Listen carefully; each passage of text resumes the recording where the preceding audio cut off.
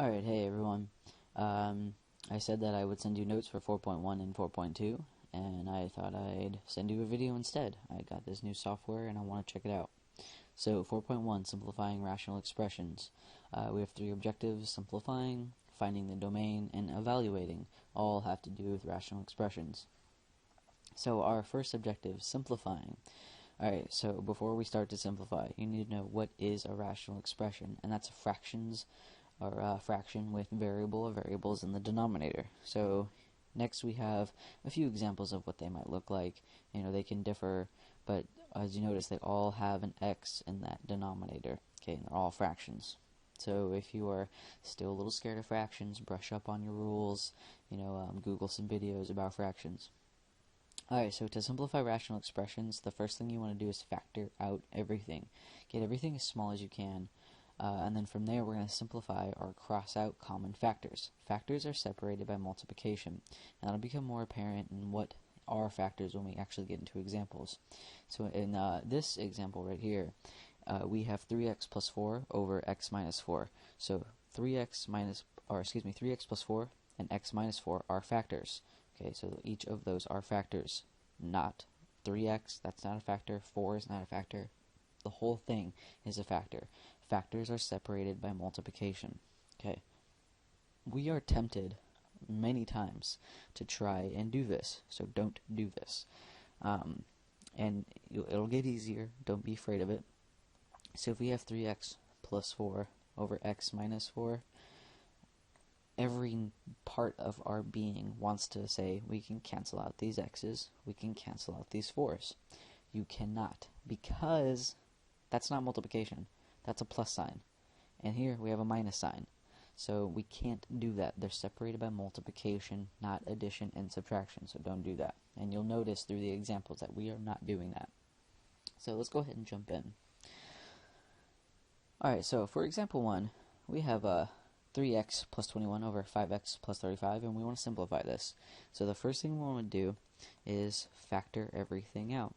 Now factoring, that could mean the greatest common factor, factor a trinomial, difference of two squares, anything to factor. Alright, so if we look, what we want to do is look at each piece by itself. So the first thing we want to do is look at this numerator right here. So while we're looking at that numerator, what do 3x and 21 have in common? Well, we can take a 3 out. So let's take it out. If we take 3 out, we're left with x plus 7. Alright, so now we want to look at our denominator separately. So what do 5x plus 35 have in common? Well, they have a 5 in common. So we can go ahead and take a 5 out. And when we do that, we're left with 5 times x plus 7.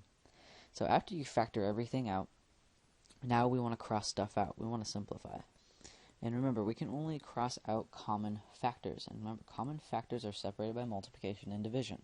So you see here we have 3 times x plus 7. And here we have 5 times x plus 5. So here we have two sets of factors on each top and bottom. So here's one factor, here's another factor, and here's one factor, and here's another factor, because these are being multiplied. So we can cross out things that look identical. And here, x plus 7 and x plus 7, they're both identical, they're both in parentheses, they're the same exact thing. So we can go ahead and cancel those out. And if we look at our numbers, we have 3 and 5. Well, can 3 and 5 be reduced in any way? No, it cannot. So let's write what we have left over, and we just have 3 over 5 left over. And we know we're done when there's nothing more we can do. And there's nothing more we can do here. 3 over 5, that's as simplified as can get. Alright, let's move on to example 2. So example 2, we want to simplify x squared minus 2x minus 3 over x squared plus 6x plus 5. So we're moving on to trinomials now. And this is very common. We'll have to work with trinomials, so brush up on your factoring skills. Alright, so the first thing we want to do is factor everything out. Alright, so if we look at our top, we know we're going to have different signs because of that minus. And we can go ahead and put x and x because a is 1. And now we need two factors that are going to subtract 2, 2. Well, that'll be 3 and 1. So the 3 goes to the minus, the 1 goes to the positive. Alright, next we want to do the bottom. So here we know we're going to have same signs because C is positive. We're going to have plus plus. Go ahead and put x and x because A is 1. And we need two numbers that are going to add to 6 that multiply to 5. And that's easy. We're going to use 5 and 1. Alright, so now we're left with factors of x plus 1 times x minus 3 over x plus 5 times x plus 1. So we want to look for common factors. Remember, factors are separated by multiplication, not addition and subtraction. So we cannot cancel out that x and that x. We cannot do that because it is not being multiplied. It's being added. So we cannot do that. But instead, we can go ahead and cancel out this x plus 1 and this x plus 1 because they are identical. So let's write what we have left over. Keep everything in parentheses. So we have x minus 3 over x plus 5. Remember, we cannot cancel out those x's because it is not a factor that's being added to the 3. And a way to check yourself is you can substitute a value in for x, and this has nothing to do with the simplifying process. It's just a way for you to kind of check yourself. If I make x equal 2, right, so I can put 2 in here. I get 2 minus 3 over 2 plus 5. Well, that gives me negative 1 over 7. Is negative 1 and 7 the same number? It is not. So that's how you know they're not the same factors. We can't cancel them out, okay? So that's a good way just to check yourself to see if you're done. Alrighty. Let's go ahead and move on to example 3. Alright, so the first thing we want to do, I'm going to simplify the process now, is just factor everything out. So the bottom, of course, is easier to factor out. We're going to have different signs. We can go ahead and put x and x. And we need two numbers that are going to subtract 2, 3 that multiply to 28. Well, we can use 7 and 4. 7 gets the positive because of the number right here. The b is positive, so the bigger number gets the positive. And for the top, we're going to have different signs. Again, we can't go ahead and put x and x because that a is 2. And I'm going to just speed it up and give us the factors, because we should all be awesome at factoring by now, right? I hope so.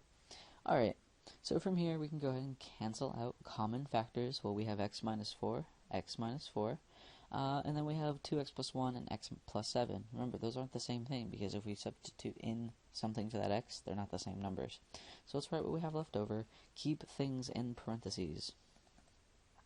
So we have 2x plus 1 and x plus 7. It's good to keep things in parentheses because then you know that 2x plus 1 is one factor, leave it alone. X plus 7 is one factor, leave it alone. If things look identical, then we can go ahead and cancel them out. And that is our final answer. Alright, we are going to go over a couple more examples for simplifying and then move on to finding the domain. So example 4.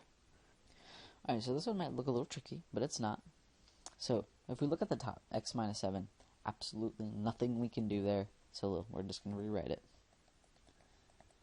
Alright, so if we look at the bottom, we have a difference of 2 squares. We know we have a difference of 2 squares because 49 is a perfect square. We have a difference sign, so a minus sign. And then x squared is a perfect square. Because perfect squares is 1 times 1 is 1, 2 times 2 is 4. It's the same number multiplied twice to get to that number. So 49 would be 7 times 7, and x squared would be x times x.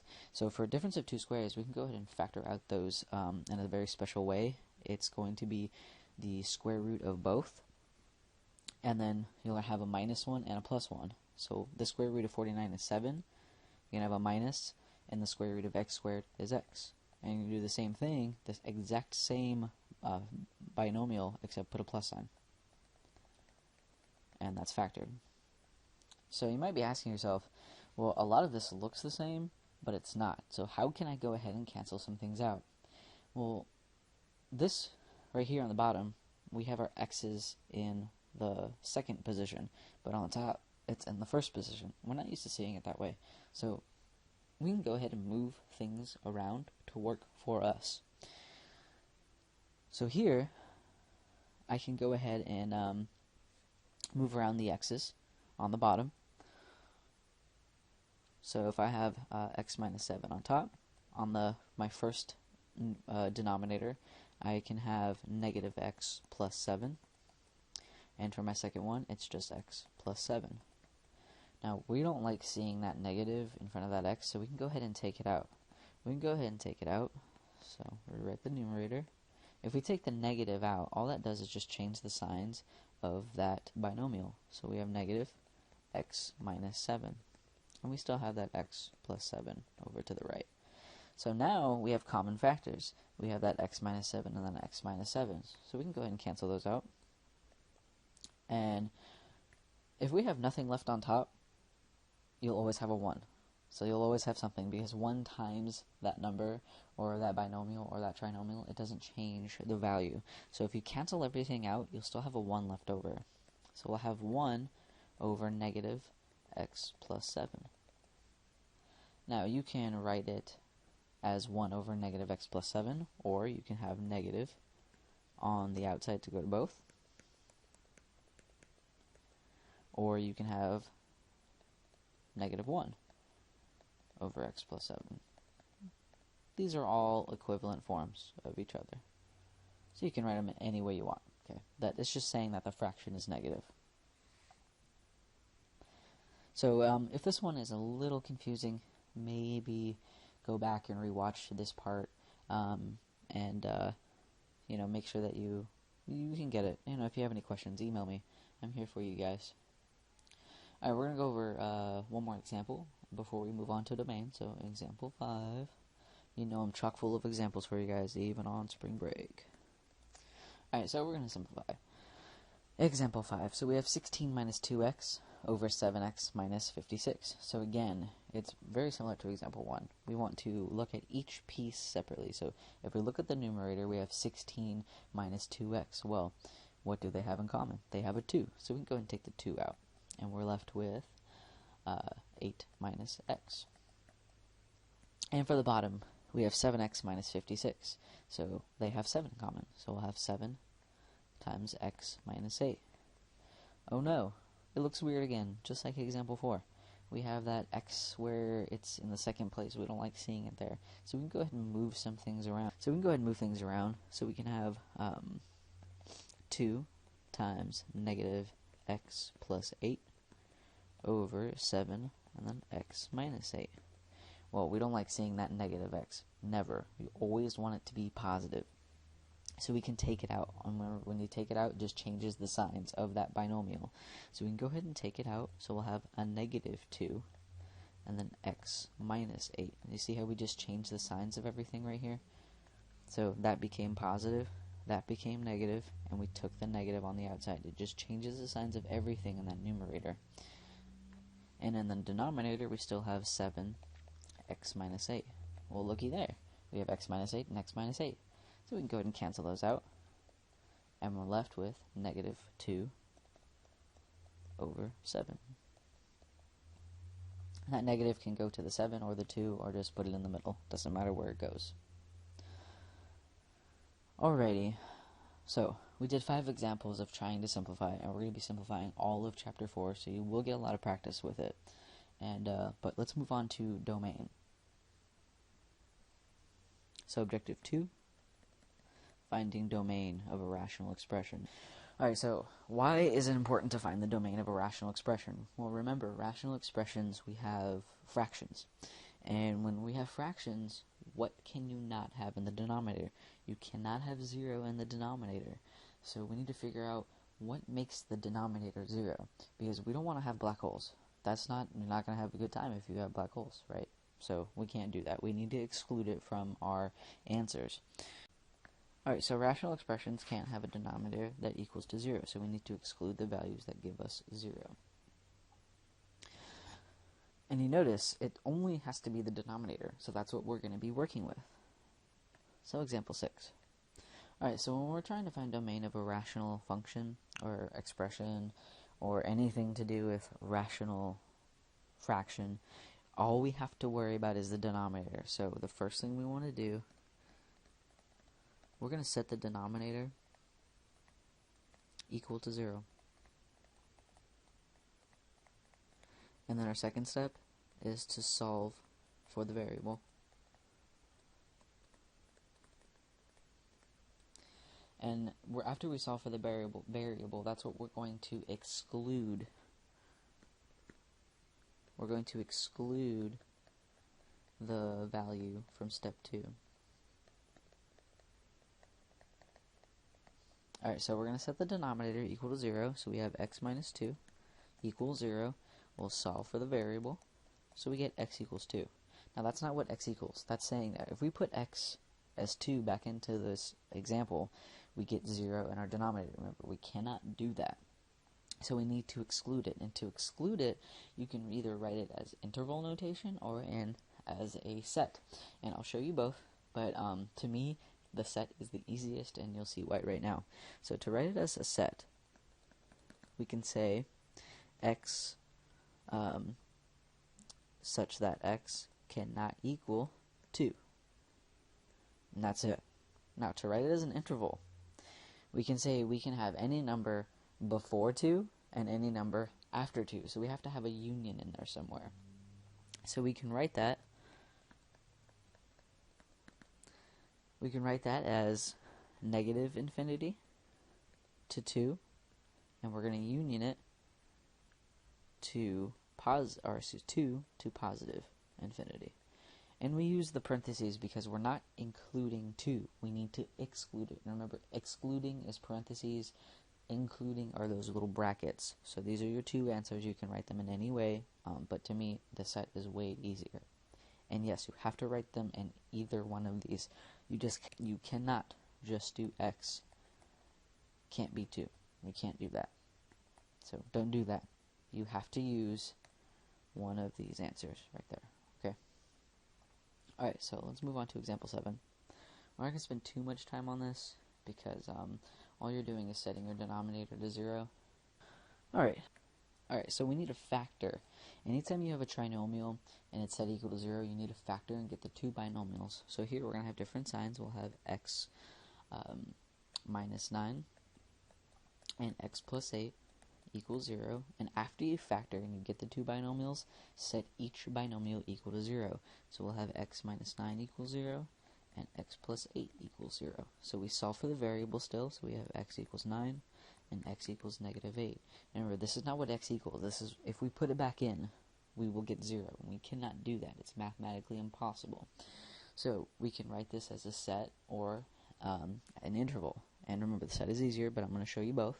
So as a set, we can say that x such that x cannot equal 9, and x cannot equal negative 8. Simple as that. Now an interval, we have to union all of these. So we can go from negative infinity to negative 8.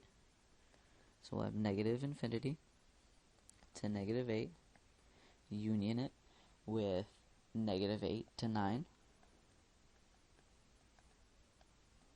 and then union that to 9 to infinity. So these are both examples of answers, but if I were you, stick to that set. It's a little easier.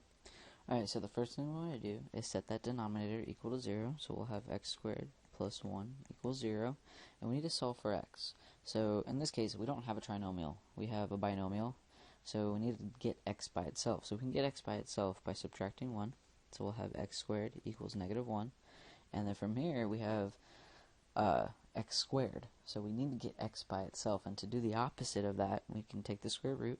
So we have x equals the square root of negative 1. Now, that doesn't exist. It's irrational.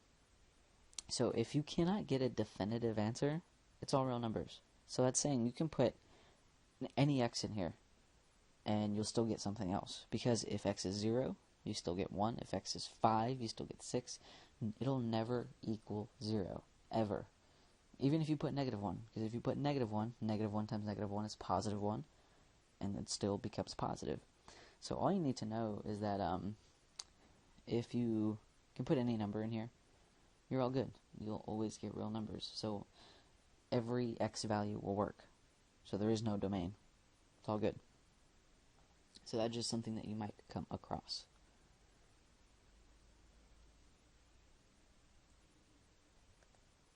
Alright, so our third objective, evaluating functions.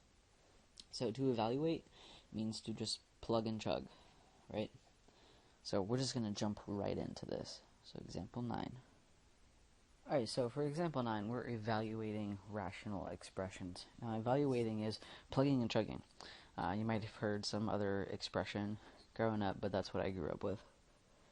Alright, so we have f of x equals x plus 1 over x plus 2.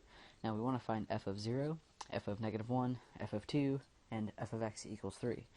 So the first three, very simple. It's saying that we have that x. What happens if we put that x in, and what is our y? So for a, we want to find f of 0.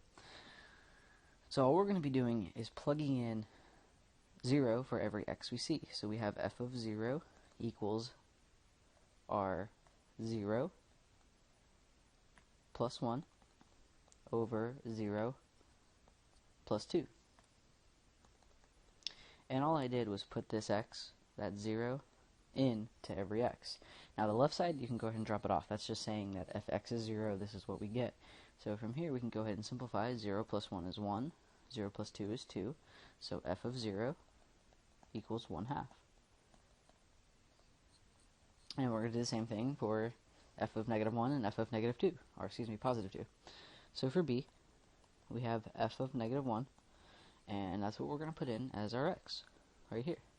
So we'll have f of negative 1 equals negative 1 plus 1 over negative 1 plus 2. So on the top, we get negative 1 plus 1. Now that gives us 0. And negative 1 plus 2 gives us 1. Well, if 0 is in the numerator, it's just 0. So f of negative 1 equals 0. Alright, so now moving on to c. So for c, we have f of 2. So what we're going to do is put that 2 in. So we have f of negative, or excuse me, 2. So we'll have our 2 plus 1, and that'll be over our 2 plus 2. Alright, so from here we're just going to simplify. We have 2 plus 1 is 3, 2 plus 2 is 4. So we have 3 over 4. Cannot simplify that at all. So we have f of 2 equals 3 over 4. So all you do is you plug it in, you'll get a y. Alright, so for the last one, it's a little different though. So for d, it's if f of x equals 3. So that's saying if f of x equals 3, what is our x? Because f of x, remember, is the same thing as y. So if y equals 3, what is x? So all we're going to do is substitute in our y into the problem. So our original problem is f of x equals x plus 1 over x plus 2. So this is saying if f of x, which is the same thing as y, equals 3, what is our x? So we're going to do that. So we're going to substitute in our y. So we have 3 equals x plus 1 over x plus 2. Now we want to solve this. So we want to get x by itself somehow. And to do that, we need to get rid of that denominator. So remember, to get rid of the denominator, we're going to multiply it by itself. So we're going to multiply by x plus 2, and then multiply by x plus 2. So when we do that, as you see, right here, they'll cancel out. So they can go ahead and go away. So what we're left with on the left side is x plus 2 times 3 equals x plus 1. So from here, we just have a multi-step problem. We can go ahead and distribute the 3. So we'll have 3x plus 6 equals x plus 1. And still solve for x, so we're going to subtract x. We'll get 2x plus 6 equals 1. Subtract 6 to both sides. We get 2x equals negative 5. Divide by 2. So we get x equals negative 5 over 2. So that's saying if f of x, if y equals 3, x is negative 5 over 2.